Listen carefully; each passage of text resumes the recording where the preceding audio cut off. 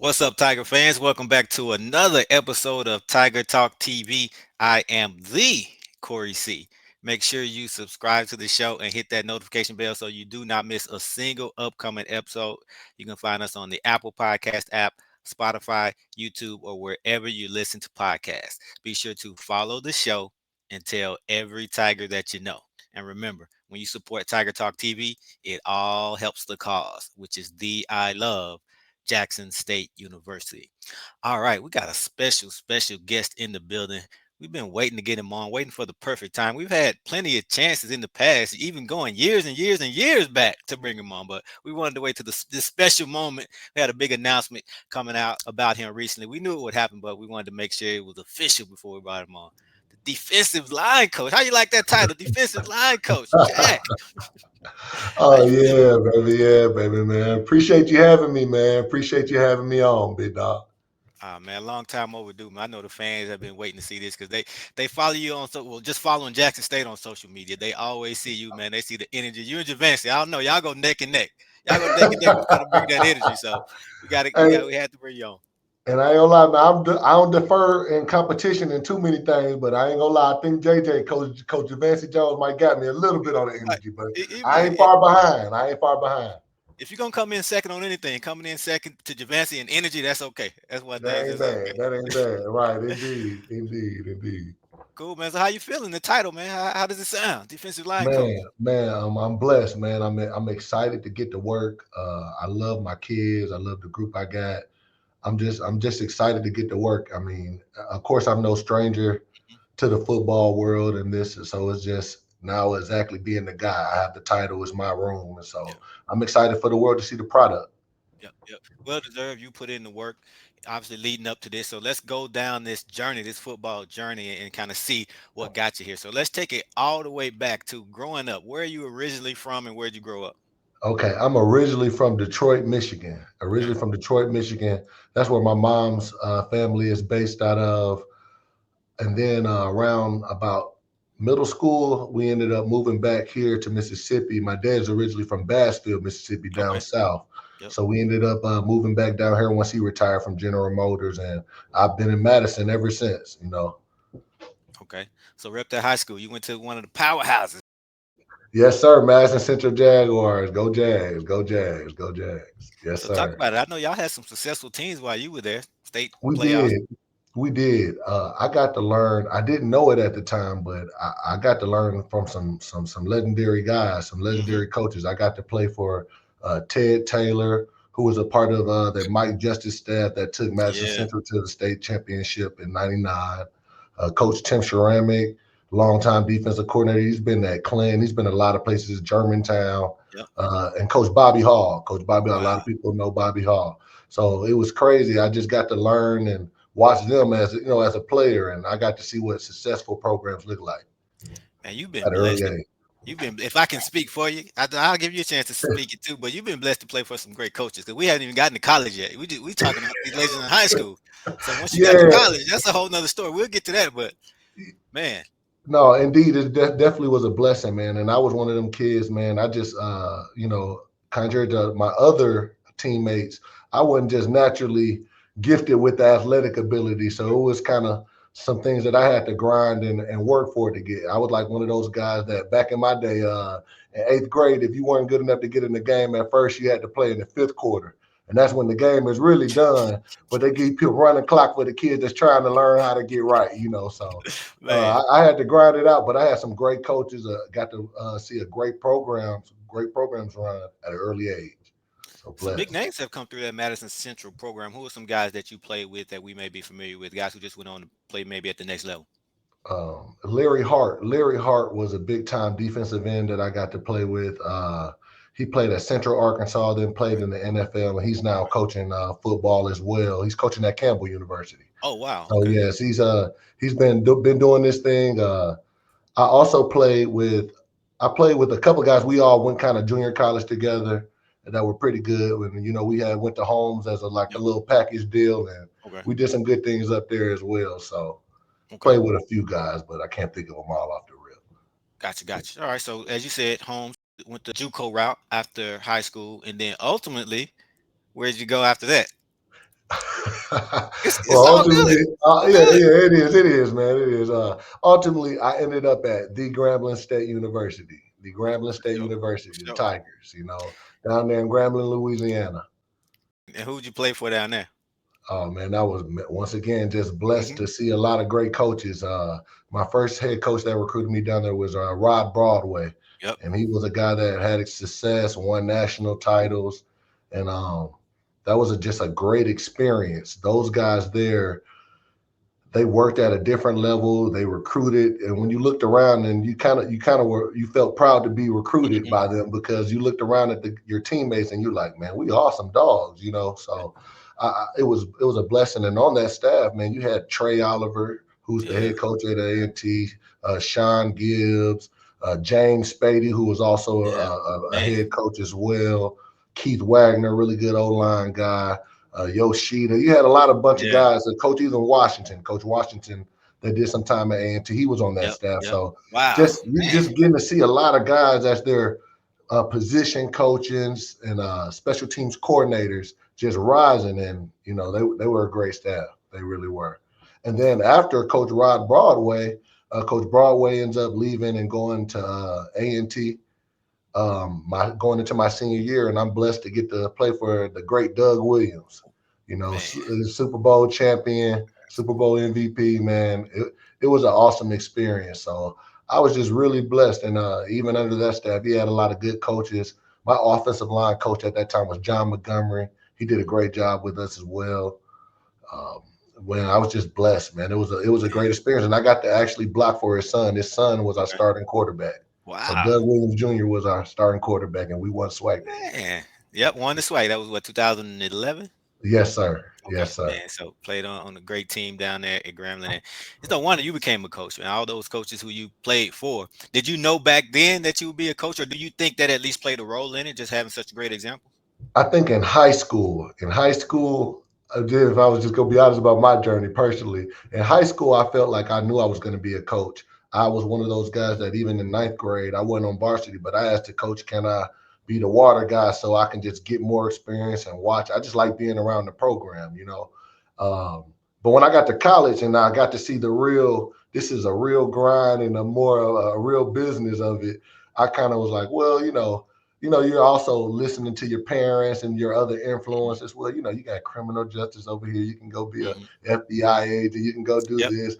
So there's a lot of different influences at that time. So in college, it was kind of up in the air. And by that time, I had my times where I could have been a knucklehead as well. So I didn't Yep. necessarily know in college that I was going to be a coach. But I think real soon, right after that, I kind of figured it out that, I was passionate about this and I wanted to stay around the game. So talk about that transition into coaching. How'd that come about? So really, it just came to where I realized my heart was not into the criminal justice route that my parents kind of wanted me to take at the time. My Hmm. mom actually was the assistant to the deputy commissioner and had a bunch of connects that, how your parents are just thinking about their baby boy being Yeah. secure and Hmm. making money and doing those type of things and having a family, getting life going. But me, man, my heart was just not in it, and I knew that I was like, I'm supposed to be coaching football. So what I did though, as for me, I considered it like a test run just to see if I was really into it. My guy Clifton Cotton gave me a chance. Yep. He was the head coach at Yep. Forest Hill High School at the time, and he let me. He said, "Why don't you come over here and be our offensive line coach, and see how it goes?" And at this time, I'm fresh done with playing. I still got dreadlocks and all that deal, and so I'm just fresh off the field and coaching, and I fell in love with it. And I actually, during my time there, I got to connect with a lot of good people, and I coached I coached some pretty good offensive linemen that year. Man, they ended up doing some good things in junior college, and also at the next level FBS. My boy Frank Sutton, I got to his senior year, I got to coach him, and then he went on to Mhm. play at ULM. He's now coaching down there at Clark Atlanta University. Okay. So Okay. it was just it was an Yeah. awesome deal to see all that come to fold. But around then, I knew I really wanted to get into coaching. So from there, man, I actually went back to Louisiana for a little bit to try to get on with the GA, with being a grad assistant and try to, because I knew it's like I really do want to coach at the next level. But Mm-hmm. I didn't realize at the time some of the sacrifices and things at the time that I would have to make, and Okay.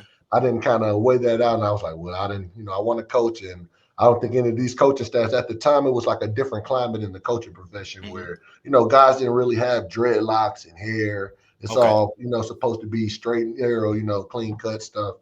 So I didn't. I wasn't quite ready to cut off my hair and all that deal. So, but I wasn't. I guess you could say I wasn't all the way bought in necessarily. But I said, I'm gonna stay around and try to figure it out. And then at one point, I just said, you know what, man, I care about coaching ball a little bit more than I care Okay. about these dreadlocks and all that. Even though I did love my hair at the time, but so from there, man, I had a good friend that was in the Jackson Public School district, and she said, why don't you get back out here, get your foot back in the game in the coaching deal? And that's where I met Coach Otis Ridley, man. I Okay. went and met Coach O, and so I went over there. She dropped me off at 2400 over there at Provine, and I never looked back. And he took me in, Okay. took me with open arms, and didn't babysit me, let me get to working, let me get to coaching. And I was excited. I got to be around some. It's just crazy. Like I said, no matter what stop I was making, ended up being around some pretty big guys and big names. Were. Even Yeah. Coach Tommy Kelly, for me to even Yeah. get to work Wow. with Tommy Kelly as a defensive line guy and all that before I went back to offensive line, it Mm. was like, wow, this guy was a 12-year vet at Yeah. defensive line, and he made a good living for himself. Mm-hmm. I was like, there's some things I definitely could learn from some of these guys around me and all that, and so I enjoyed my time, but I also, like I told you, with that urge, I was itching to get back into the college game. Mm. So, long story short, man, about 2017, I had a Coach Gibbs, my friend. I was around these guys in college from Grambling and all that. Coach Robert Bailey. At that time, I think he was on Dooley staff Mm. with Prairie View and some of those guys. So they give me a call to come to Oklahoma Panhandle State University, Okay. right? Okay. So I've never heard of it in my life. Right. All I know is they say, "Hey, man, it's a chance to coach college ball and make some money, coaching something you want to do." And like I said, I went back to the offensive line the previous year with Coach O. But my first love was defense, and I learned from Ted Taylor and Sharamic. So I wanted to get back to coaching defense. So I took that opportunity. I moved 14 hours away from the crib and just got going at Oklahoma Panhandle State as the defensive line coach, and Mm-hmm. I fell in love with it, man. I just Mm. fell in love with it, even though I'm 14 hours away. I just enjoy coaching my kids and just playing coaching football. It was just a joy, and I was like, this is what I'm supposed to be doing. Mm. So was that connection to Coach O? Is that how you came back to Jackson? Because a lot of people may not realize this is your second stint. So let's talk about Yes, that first stint yes. at Jackson State. Was it the connection to Coach O that got you back? Yes, yes. So once again, man, something that doesn't happen all the time too, because one, a lot of time it's really rare that that you see a whole bunch of coaches that get to come from high school and make their way up to the college level, let alone Division One football, FBS or FCS. So that's tough, and it's kind of a deal that a lot of times if you don't really stay in, it's hard to get in and out. It's kind of people don't really like just let you in and out of the game. So for me, man, Coach O was that was huge by him just to have that connection. So when we got done at Oklahoma Panhandle State, Coach O let me say, "Hey man," he hit me up. I got a GA thing right now. You can get your foot back in the game, some good ball. You're gonna be around some really good defensive minds. At the time, Coach John Hendricks was the head Mm-hmm. coach, which was that man. That was another big Another name that one. I just Yeah. had no clue that. Slowly along the way, what I mean, I was taking the stairs, but slowly along the way, he was getting me equipped with a lot of Yeah. knowledge. So, and I think the defensive coordinator that year was Coach Coach Stokes. Coach Stokes. Coach Stokes. Lionel I spent a Stokes. lot of time also with Dwayne Curry, man. He Yep. he Yep. helped got D. me Curry. got me right a Yeah. long time with the defensive line. So that first stint was big because it kind of let me know what I didn't know. Sometimes we always we want the fast track. We want to Yep. get to the next step in life, and of course we want to make the money and all that. But it was a big deal for me to learn that no matter I knew I was knowledgeable about the game, but there was so many more layers and more layers that I needed to add to my game that was gonna eventually just help me be successful. So I took in all that knowledge. I was in the building with a lot of big time names at the time, and this is where also I get that connection from Coach O, Coach TC Taylor. Mhm. That's where that's kind of where I got around those guys. Yep. So that was a big stint for me, and then of course, in comes Coach Prime, Mhm. and which was a great thing, even when I was here, I of course, you all hope like, you kind of know something's gonna be big. When you feel it when it's gonna be big, and you kind of like, all right, man, I would love to be around, but of course, certain changes and staff movements had to be made, so the great thing though that was a blessing in disguise was um, when Coach Hendrick was the head coach, you don't really necessarily get to spend a whole bunch of time with the head man because there's so many things these guys have to do. Mhm. So he was a D-line guru, but I get to hear it on the field and spurts and get fussed at a little bit, but I Mhm. never really got to get to the real great detail.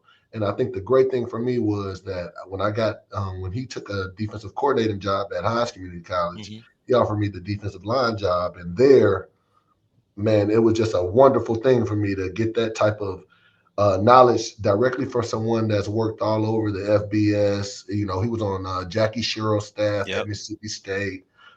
He played with some legends up there at Pittsburgh. So, Mhm. he had a lot of knowledge and a lot of things to share. He was an open book, mentored me, chewed me out when I needed Yeah. it. Yeah. And not only that, at Hines, that was very special for me because not only was my defensive coordinator a defensive line coach by trade, Mhm. but my head coach, Larry Williams, he's a Okay. defensive line guy that actually played for Coach Hendrick at Mississippi Wow, State. man. Look at that. So it was crazy how the connections was. And Yeah. of course, now, I got critiqued a whole bunch. Of course, Mhm. I'm a defensive line coach, and my head coach and the defensive coordinator Mhm. are D line coaches by trade. So I got to hear a bunch of knowledge and get my game together.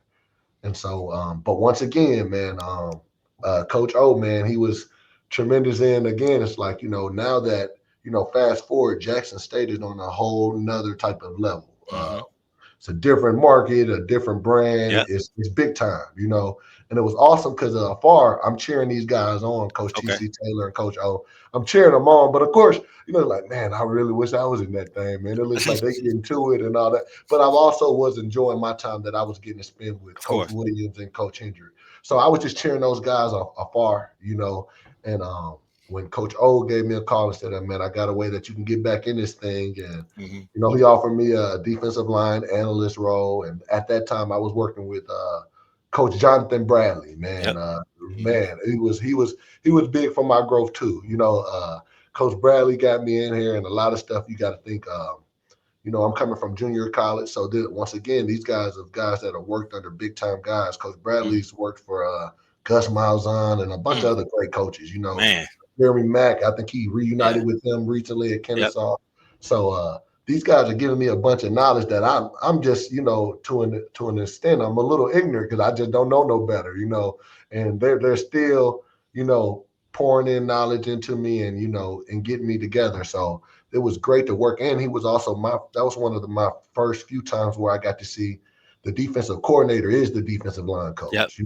He So that was. was also cool to see how a guy that has more front end experience, how he coordinates. Because most of the times you see in our profession, a lot of times it's the secondary and the linebacker coaches that end up being defensive coordinators because they have those back end ties and the communication barriers. So Wow. it was great to see. It was cool to work that season under Coach Bradley. Got a lot of long nights of good work in, and I just learned a lot of great stuff from him. And he ended up getting his another blessing, man, where he ended up getting a promotion to go to the FBS level, Mhm. and South Alabama. yeah, South Alabama. And at that time, man, in my head, I'm thinking, all right, man, this got to be me. I'm Okay. ready. And that's like, hey, you're like, okay, all right, let's get ready.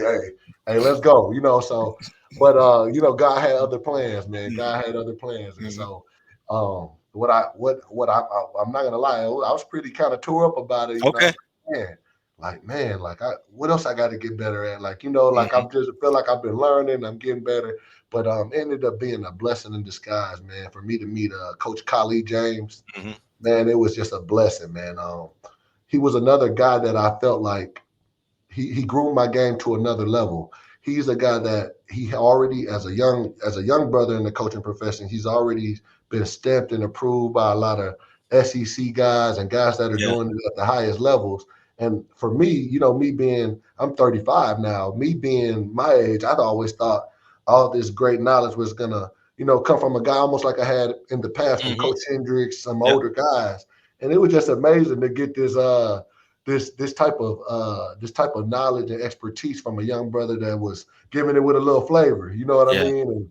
And it was just real. It was inspirational too to just see how he carried out the energy every day, and just to see, okay, these how these guys work in the SEC, because that's what I Hmm. kind of took from it. Like, hey, this is how they grind, and it kind of helped me up my game just a little bit more, even from the detail to the verbiage to how you run in the room, and the correct way that how you want to show the video and the slides.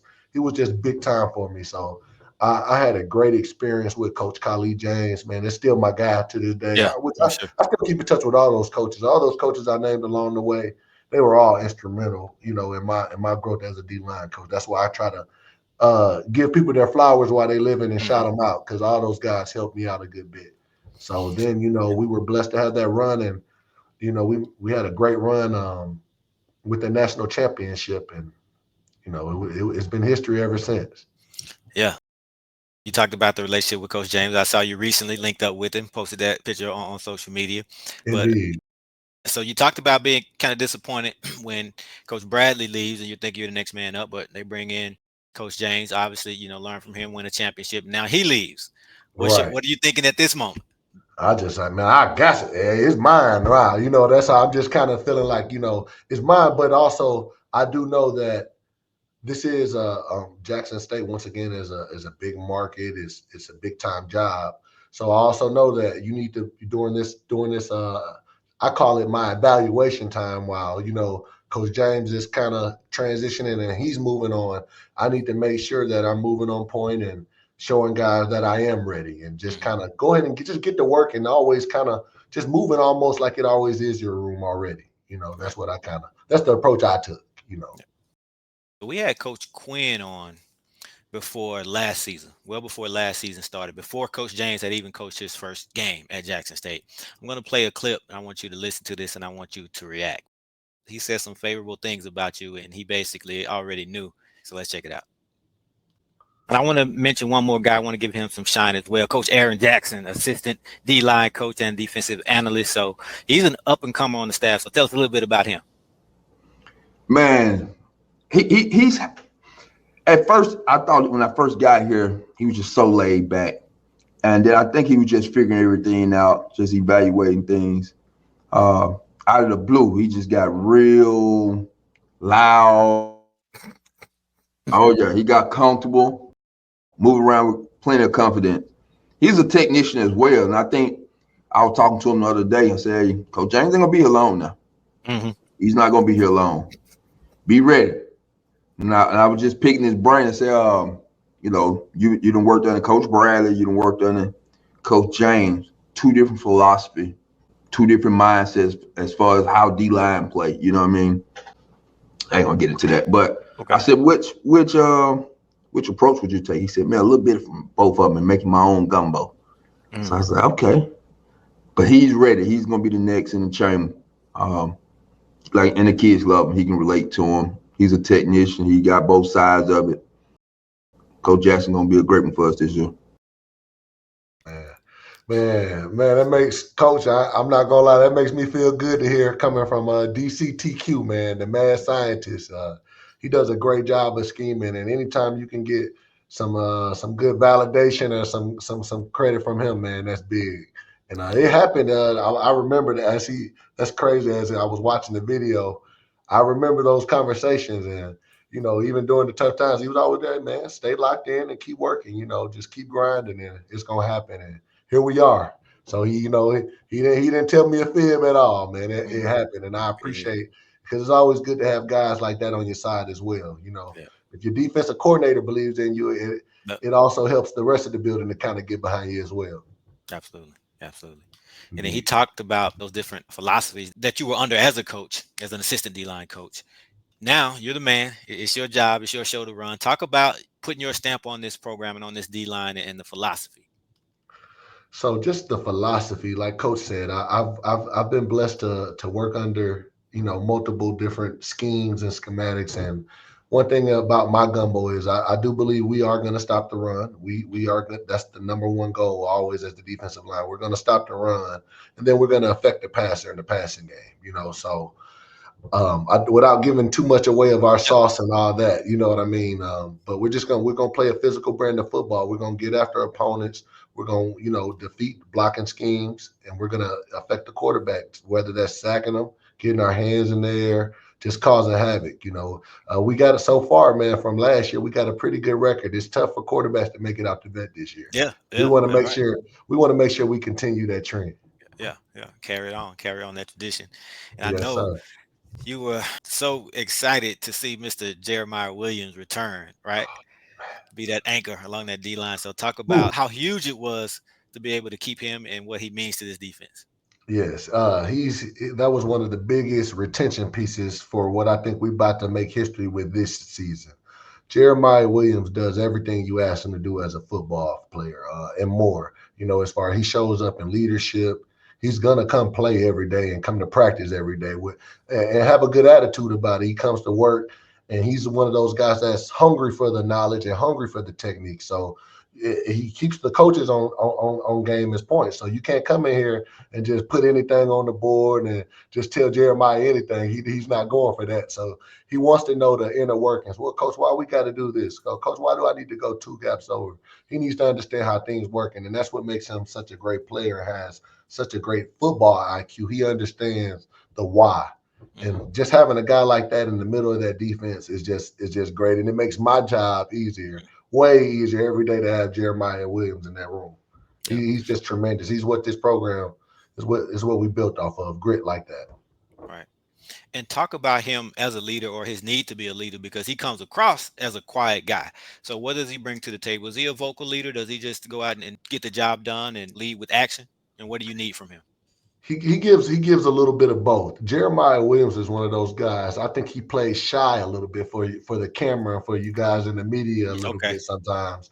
But when he gets in that classroom, when Jeremiah Williams speaks, everybody listens. Okay. So everybody understands when Jeremiah's like, "Hey, too much playing going on. There's too much talking going on." They're gonna listen. And he also is a guy though. He understands how to lead, but also understands that these are my peers. So it's never like he's trying to be a coach's pet or nothing like that. But Hmm. when it's time for the business, it's time for the business, and he's gonna be the lead advocate for that. So he's great, and he's vocal. He's really vocal on the field. Now on the field, you might actually get tired of hearing him sometimes. On the Yeah. field, Okay. and That's good to and hear. then even when we get in the classroom, we put that film on, and he just watched himself take on a double team and make the tackle. He gonna want everybody to, guys, y'all see that type of production and all that. So Hmm. he does a good job opening his mouth, man. But yeah, I think he just plays a little shy for you guys over Yeah. there Okay. because we That's what hear it him all the time. is. No doubt.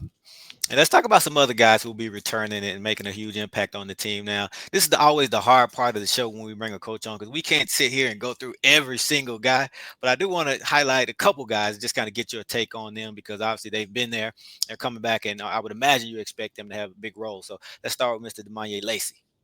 Demane Lacy, Big Lacy, he was a blessing that we ended up getting him last season, and he's grown as a player and as a young man just tremendously.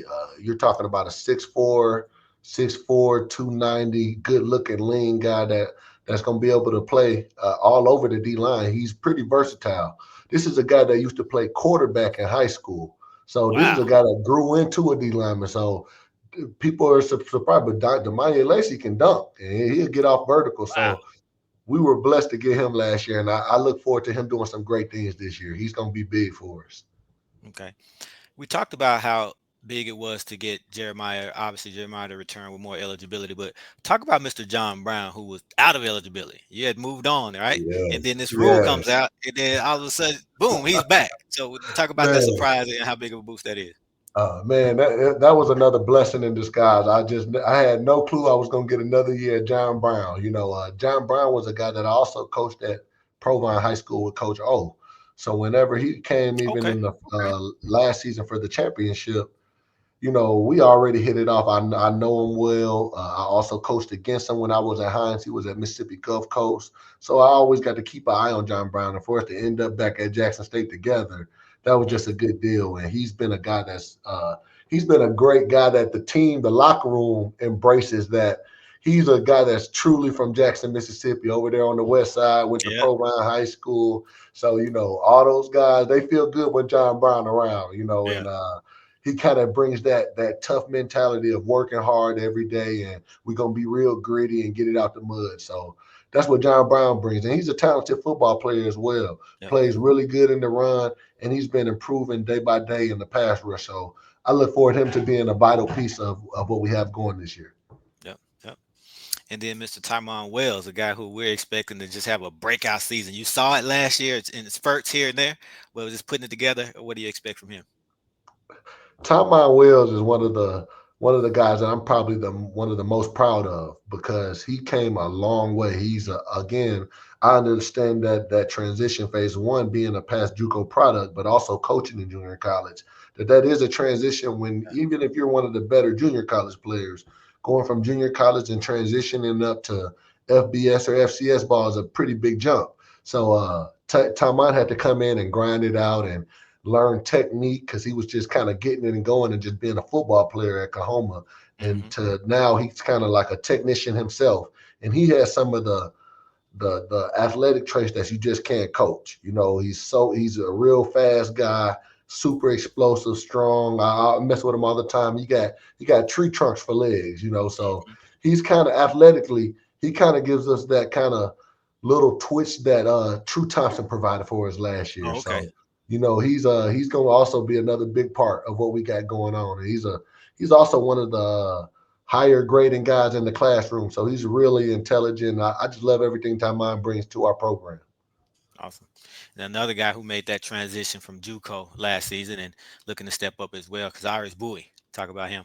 Big Buie, yes, yes, Big Buie. Big Buie also, once again, man, we hit big with Buie as well with the junior college route. He was a guy that also played at Mississippi Gulf Coast with John Brown. And to get Buie back, Bowie's a guy that he's kind of like a local kid. Played at Brandon High School, originally from Jackson. I think he played at Brandon High School. And Hmm. so to get him back, man, is big. And I'm looking for Bowie's best football this season. Yeah. He's just been moving at a different, you can tell Bowie has a little different twitch and a little bit of he's just moving a lot faster right now. It's just something about him right now. I can't put my Hmm. finger on it, but he just looks a lot more explosive. So I'm Okay. excited to get him back here. He's also a guy that's a technician. He's going to do a lot of his own work outside of the building, which I love that as a coach. Of Okay. course, guys that want to get better on their own and training. And that's one thing I just overall, that overall group, those guys, that's what I get excited about. Those guys have a real brotherhood. Those guys, they meet up together and go work pass rush together. So Yeah. I'm just super excited about that group right there. Right. Yeah, and then you lost some guys as well from Yes, last sir. season, especially on the edge. Talk about Oh replacing man. Philip Webb and Josh Noble. And then on the interior, you just mentioned True Thompson, man, a huge, huge loss. But you go into that Yes. portal and you bring in a Jaylen Wear. Excited about Right. him. You're What are the right. expectations for him? So, of course, like you just said, man, those guys were some big losses. They did a lot of great things for us in the program. So, much salute to them and their future endeavors wherever, with Philip Webb moving on to the NFL, Josh Noble, I think he transferred to UMass. UMass, yeah. So, just much love to those guys to their future endeavors. But we, of course, enjoy coaching them and what they brought to the table. But, of course, and also, like you said, True Thompson did a Hmm. great job for us last year, a pivotal piece of what we had going on defense. But I'm so excited about Jaylen Wear coming in. Jaylen Wear is a guy that, once again, I was blessed at Hines to inherit a room that had been well recruited. So Jaylen Wear was a guy that I got here. His first year, he already had won Junior College Defensive Lineman of the Year. So I came in and had a pretty seasoned junior college player. But it Okay. was also still just awesome just to get to work with Jaylen and his just on his technique and just being a professional on and off the field. So now to actually for him to go off and have his own journey at ULM where he was still a good player and to get him to come back to Jackson and come back home to play ball here, I'm just super excited. This room, man, we're gonna have a chance to be special, and I got to make sure it's special. Yep. And I talked about losing all those edge rushers. Well, you guys did a great job replacing them potentially. We got to see it on the field, but we think Right. he did a great job. So let's talk about one of the top JUCO players in the nation to sign with Jackson State. And he committed, and we were waiting on him to sign and waiting and waiting. Everybody asking, what's going on? Is he going to sign? And I heard the coach staff took a trip to his house. Go ahead and Oh yeah, we had to get pull that up signature. on them. We had to Pull pull up up on on them, it. man. Go ahead and get that You signature. know, We're talking about Mr. Coron Buy. Huge game. Yeah, Coron Buy, man, is just we're super excited also to get him in the building. As you mentioned, we lost some guys via the portal on the edge. So man, to get a guy, man, we're talking about 6'4", 250, 260. A guy that's gonna help us tremendously, get us some pressure on that quarterback, and hunt down that quarterback. So we're really excited. Like you said, I was me. I was losing sleep. I said, Mhm. man, I think I reached out to Coach Quinn first and kind of got the ball rolling. Said, Coach, I just don't want to leave him in limbo. If I got to ride out there myself, I'm going. And I Mhm. think Coach Quinn and TC and all them got together. Let's Yeah. pull up as a staff, and we got Okay. Coach Jones in the car, of course, Yep. and we went and sealed the deal. So we're super excited. His dad's Jackson State alumni, Okay. so Huge. it's family there anyway. So we're super excited. I just can't wait to get them in here this summer and just get them going. Show them Mhm. how we do things on the block. Yep. Yep. And then talk about Mr. Kanye Varner. He's a guy hated to see that guy for Alabama State, and just so happy to have him on our side. Talk about him. Man, Kanye Varner, man, I'm so excited for Kanye. I'm glad Kanye came here as well. Mhm. He's a tremendous, tremendous pass rusher, but he's just not a pass rusher. He's naturally twitched up so he can move, and you can tell like that's what he loves to do. But he's just a dog, man. He approaches workouts like a dog. He practices full speed. Sometimes I might have to get a little chewing from TC, like, hey man, tell him, hey, pull up, don't hit the Mm. quarterback, Okay. So he's one of those guys that knows one speed, and he's just eager to learn. He's really eager to learn the game, and I think being here at Jackson State around this staff is just going to help him take his game to another level. Because I can tell we hit it off kind of fast, and we have a great Mhm. relationship with Kanye. So we're just super excited about what he did in the spring and just going forward what he's going to do. Mhm. And then one other name coming off the edge, a very intriguing prospect. He started out as a quarterback in the SWAC Valley, went to JUCO out in LA, and then went to the Florida Gators. And now we got him Right. at Jackson State. So talk about this guy, Mr. Quincy Ivory. Man, Quincy Ivory. Quincy Ivory is another phenomenal edge rusher guy. He's a guy that's going to be able to help us also interior wise, playing four eye, playing the edge. He's a versatile football player. The cool part about Quincy is, like you said, he's been a quarterback, so he understands the game at a different level. He understands, like when you give him instruction about something, it doesn't take a bunch of reps for him to get it. He kind of immediately kind of understands what you're talking about. And whenever you're installing new concepts and things like that, Quincy is quick to catch on. So I'm super excited. He showed that he's naturally also just like Kanye. He's really twitched up, but Mhm. he's just gonna be super excited to see him hunt the quarterback this year. It Mhm. really so we're excited. He's not necessarily all that vocal all the time, right? I call him the quiet assassin. But Mhm. once he makes some plays, you'll see him get excited and kind of let that passion out. So we look forward to Quincy Ivory doing some great things for us on D block. You keep talking about how versatile several of these guys are, but there are also some guys who are interchangeable between that edge position and the linebacker position. And without saying any names, without giving anything away, just talk about how good of a problem that is to have so many guys who are versatile and trying to figure out where to play them and just kind of the mindset behind that.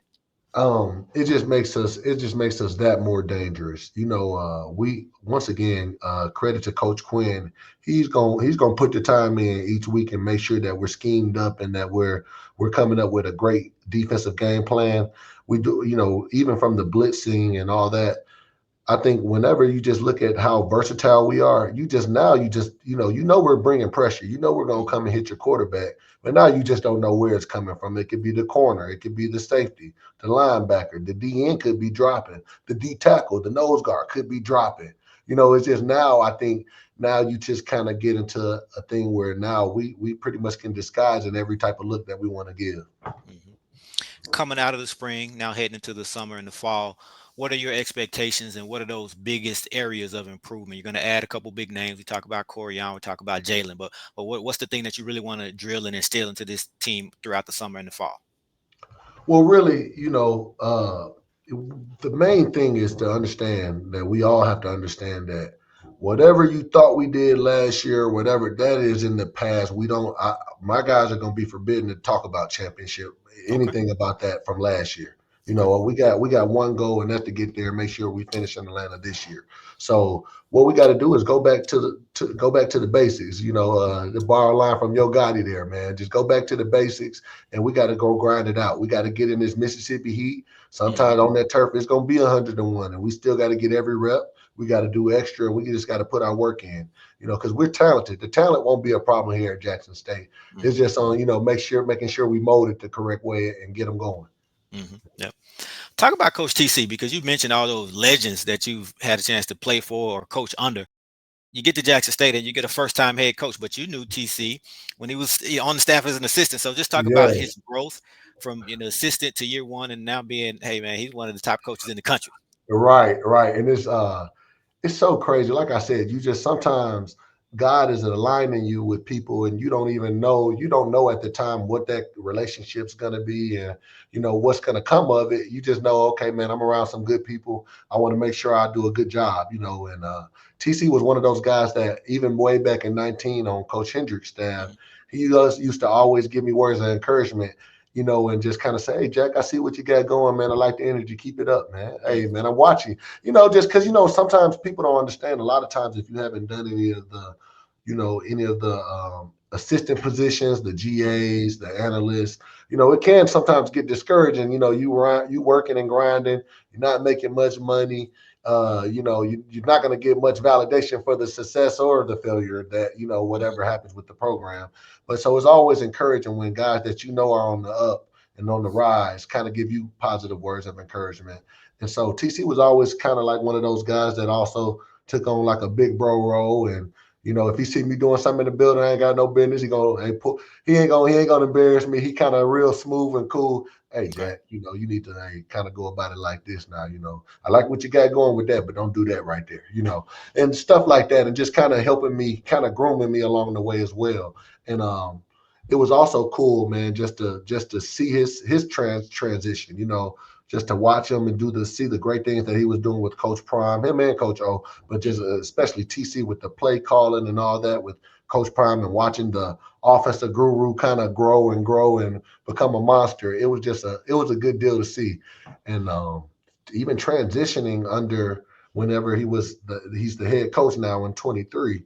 For me, that was also another transition for me as well because not only this is like your big bro, this is your boss, and Mhm. you know one thing that I think TC does a great job at is he maintains and keeps these relationships, but everybody in the building knows when it's time to go to work, it's time to go to work. Yep. And so he's cool, laid back, but when it's time to chew bud, and when Mhm. if you didn't do your job or you didn't get something done you were supposed to get done, that's you don't want to run into that too often. Right. So he Love does it. a great job. He does a great job of managing all the guys and making sure that we lead our guys our rooms right because he always reminds us that we're the head coaches of our rooms. Of your room. So Absolutely.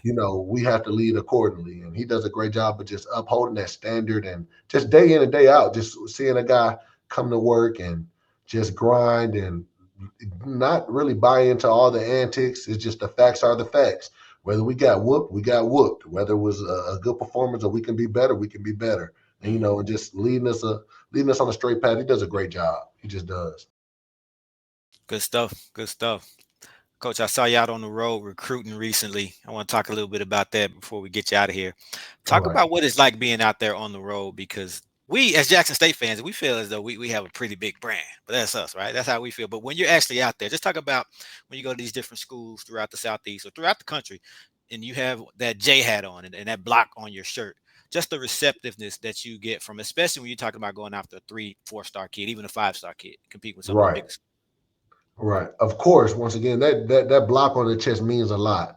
there aren't many HBCUs that I think can go in with their logo and compete with some of these other FBS schools as the way that we can. Mhm. Jackson State is big, and the kids know that Jackson State is big. This is a big time program. This isn't any Mickey Mouse football organization like Coach TC would say.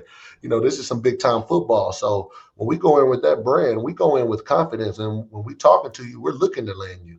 I'm not looking to just, I just want to be in your conversation. It's the same way if you ever been a guy on the yard in college or whatever. You need to step with a little confidence. If you are that guy, you need to step with a little confidence with that young lady that you're Absolutely. approaching. And we treat it the same way with recruiting. We step with confidence because one, we do have a great brand here. This is a Mhm. great brand, a great place to play your college football. And then we know that we're going to back it up as a staff. We're going to make sure that this football is good. So we Mhm. feel confident when we step to any kid. Hey, we like to recruit you. And most kids are really receptive. Mhm. Most kids are actually curious and they want to know more about what Jackson State and Mhm. HBCUs have to offer. So that's one thing that I would probably encourage even other HBCU coaches. Don't tuck your tail, go recruit and hold your head up high. Be confident. Yeah.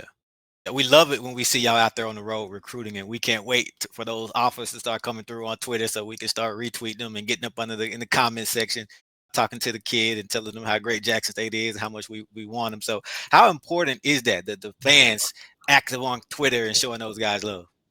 I can't express how important it is. It's really probably one of the best things that we do have going on as a fan base with our program. As far as we know, the Jackson State fan base is going to show up at the blacktop. They're going to show up in the stadium. They're going to show up wherever we at on the road, whether that be Vegas, whether that be Tallahassee, whether that Mhm. be Alabama. We know they're going to show up.